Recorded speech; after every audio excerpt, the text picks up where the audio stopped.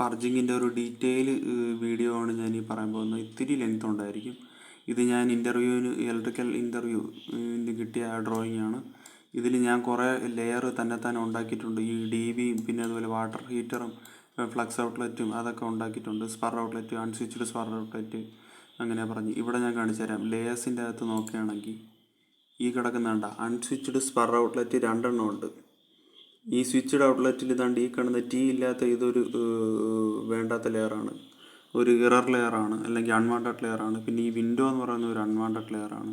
അതെങ്ങനെ മനസ്സിലാക്കിയെന്ന് വെച്ചാൽ PU enter purge option PU enter അടിച്ചതിന് ശേഷം പർജിൻ്റെ ടാബ് വരും. പർജിൻ്റെ ടാബിൽ നമുക്ക് കാണാം വേണ്ട ലേയേഴ്സ്, അൺസ്വിച്ച്ഡ് സ്പർ ഔട്ട്ലെറ്റ്, വിൻഡോ. ഇത് അൺവാണ്ടഡ് ലെയറാണ്, അല്ലെങ്കിൽ ഇറർ ലെയറാണ്. പിന്നെ ഇതുപോലെ കുറച്ച് ബ്ലോക്കുകൾ, വേണ്ടാത്ത ബ്ലോക്കുകൾ ക്രിയേറ്റ് ചെയ്യപ്പെട്ടിട്ടുണ്ട്. ഇതൊക്കെ നമുക്ക് കാണാം വേണമെങ്കിൽ.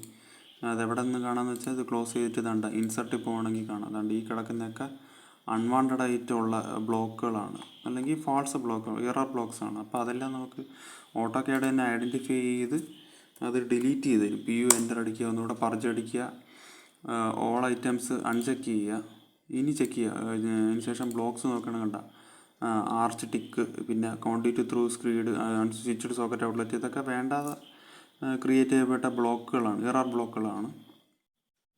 ലേയേഴ്സ് പിന്നെ അതുപോലെ ഇതെല്ലാം ഓട്ടോകാഡ് തന്നെ ഐഡൻറ്റിഫൈ ചെയ്ത എററായിട്ടുള്ള സാധനങ്ങളാണ്. ഇതിനെ നമ്മൾ ഒന്നും ചെയ്യണ്ട, പർജ് ആൾ കൊടുക്കുക. പർജ് ചെക്ക്ഡ് ഐറ്റംസ് അല്ല, പർജ് ഓളാണ് കൊടുക്കേണ്ടത്. അതുകൊണ്ട് ഇനി ഞാൻ ഇത് ഓൾ ഐറ്റംസ് മിനിമൈസ് ചെയ്യാണ്.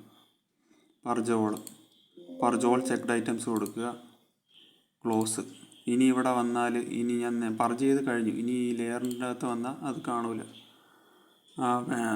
അൺസ്വിച്ച്ഡ് സ്പർ ഔട്ട്ലെറ്റ് 2 എണ്ണം ഉണ്ടായിരുന്നതിൽ ആ ഇററായിട്ടുള്ള അൺസ്വിച്ച്ഡ് സ്പർ ഔട്ട്ലെറ്റ് ലെയർ ഡിലീറ്റ് ചെയ്യപ്പെട്ട് കഴിഞ്ഞു. വിൻഡോ ഡിലീറ്റ് ചെയ്യപ്പെട്ട് കഴിഞ്ഞു.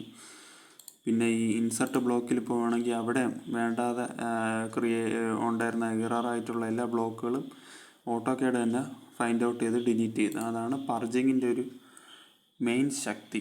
ഓട്ടോകാഡിലെ ഒരു മെയിൻ ഫങ്ഷനാണ് പർജിങ്ങും പെൻ അസൈൻമെൻറ്റും എല്ലാം. അത് പ്രത്യേകം നോട്ട് ചെയ്യുക, പഠിച്ചു വയ്ക്കുക. Thank you guys, thank you so much.